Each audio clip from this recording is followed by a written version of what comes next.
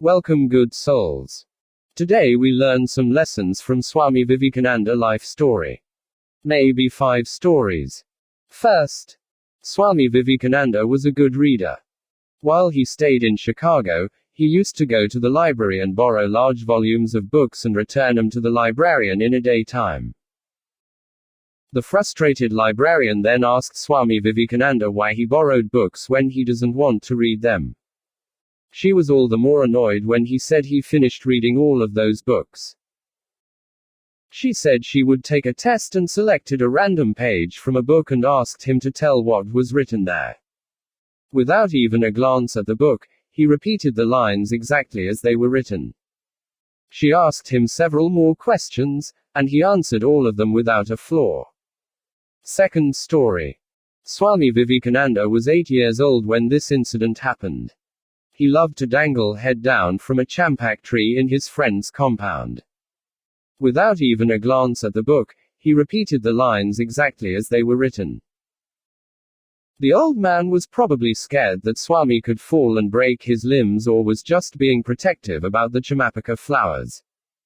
When the kid questioned him why, the old man told him that there was a ghost living on the tree and it would hurt him and break his neck if he climbed the tree again. Swami nodded and the old man walked away. The man, not so convinced 8-year-old, climbed the tree again. All of his friends were scared and asked him why he was doing it despite knowing that he would be hurt.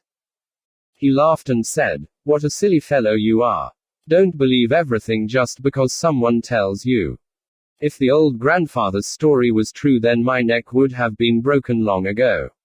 Single quote. Now that's exceptional common sense for an 8-year-old boy. Third story. He was incredibly compassionate. Swami Vivekananda represented India and Hinduism in the Parliament of World Religion, in Chicago.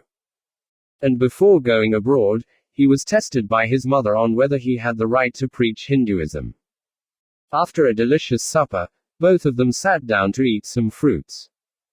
The Swami cut the fruit, ate it, and after that, his mother asked him for the knife. He handed over the knife to his mother and she was more than pleased. She said, "You have passed the test, and you are now eligible to preach the world."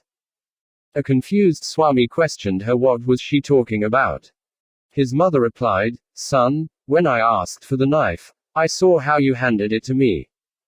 You gave the knife by holding its sharp edge and kept the wooden handle of the knife towards me, so that I would not get hurt when I take it, and this means you took care of me.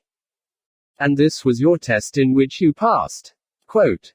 To have compassion and being able to take good care of others is a remarkable quality.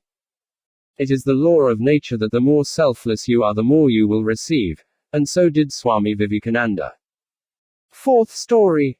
The Swami was traveling in a train, and was wearing a wristwatch that caught the attention of a few girls present in the train. They were making fun of his clothes and his appearance. They decided to play a prank. The girls asked him to give them the watch, else they would complain to the cops that he was harassing them. He then remained silent and acted deaf. Made signs to the girls to write what they wanted to say on a piece of paper.